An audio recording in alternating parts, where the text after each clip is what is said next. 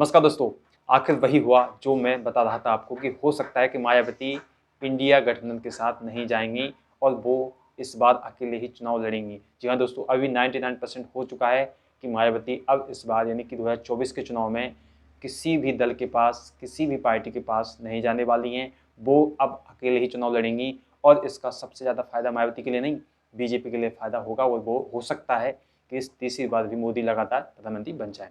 दोस्तों ऊपर से अभी चुनाव आयोग जिस तरह से विपक्ष को यानी कह लीजिए कि इंडिया गठबंधन के लोगों को या दलों को जिस तरह से अब वो घेराबंदी करना स्टार्ट कर दिया है, उससे भी एक प्रतीत होता है कि बीजेपी की बहुत ज़बरदस्त स्ट्रेटजी है और वो चुनाव आयोग को किस तरह अपने अनुसार यानी कि अपने इशारों पर नचाती है, वो भी अब देखने को मिल रहा है। क्योंकि जिस तरह से वो चुनाव आयोग राहुल गांधी को कर रहा है कि आप ये नहीं बोलिए, वो नहीं बोलिए, लेकिन वहीं अगर आप बात करें बीजेपी की, तो बीजेपी के किसी भी नेता पर, चाहे वो छोटा हो चाहे बड़ा हो, तो किसी पर भी अभी तक चुनाव आयोग ने एक प्रश्न नहीं उठाया कि आप ऐसा नहीं बोलिए या फिर आप इन शब्दों का उपयोग नहीं किए। क्योंकि जैसे अभी देखा गया है, अभी नागपुर में जो स्मृति ईरानी थी, उन्होंने जिस तरह से लालू प्रसाद यादव पे या फिर राहुल गांधी पे जिस तरह से तीखे प्रहार और एक जो इतनी गंदी भाषा में उन पर पलटवार किया है, तो इस तरह से ये चुनाव आयोग को नहीं दिखता है। इस पर थोड़ा उसको संज्ञान लेना चाहिए कि ये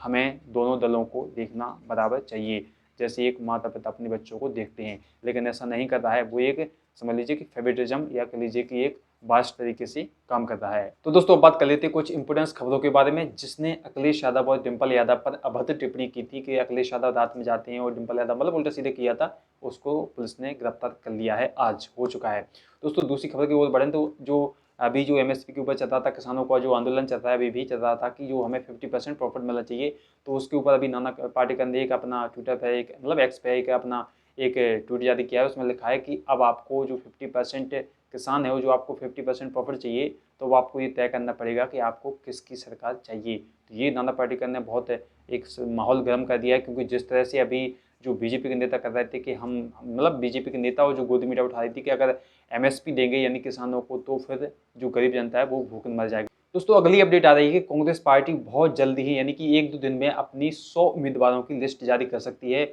उसमें कुछ यानी कि राजस्थान, मध्य प्रदेश, उत्तर प्रदेश ये राज्य हो सकते हैं, कुछ साउथ के भी राज्य हो सकते हैं जहाँ पे अपने उम्मीदवार मतलब उतार सकती है कांग्रेस। तो ये 100 उम्मीदवारों की लिस्ट पहली जारी हो सकती है। इसमें थोड़ा बहुत ज़्यादा भी हो सकता है, 150 भी हो सकते हैं, लेकिन 100 से ऊपर ही होंगे कैंडिडेट की, तो 1-2 दिन के अंदर हो सकती है। दूसरी खबर की ओर बढ़े दोस्तों, सबसे बड़ी खबर ये है कि अब बीएसपी मध्य प्रदेश में भी अपनी पूरी सीटों पर उम्मीदवार उतार रही है। तो इससे सीधा सीधा नुकसान दोस्तों ज़्यादा से ज़्यादा कांग्रेस के लिए होगा, क्योंकि बीजेपी का जो वहाँ पे वोट बैंक है, उसमें थोड़ा बहुत कमी नुकसान देखने को मिल सकता है। दोस्तों लास्ट और सबसे बड़ी अपडेट ये है कि हिंदू मुस्लिम के 2 बड़े इन्फ्लुएंसर आज की तारीख में यानी कि मुनव्वर फारूकी और एल्वेश यादव एक साथ अभी क्रिकेट में नजर आए और एक साथ दोनों हंसी मजाक करते हुए नजर आए।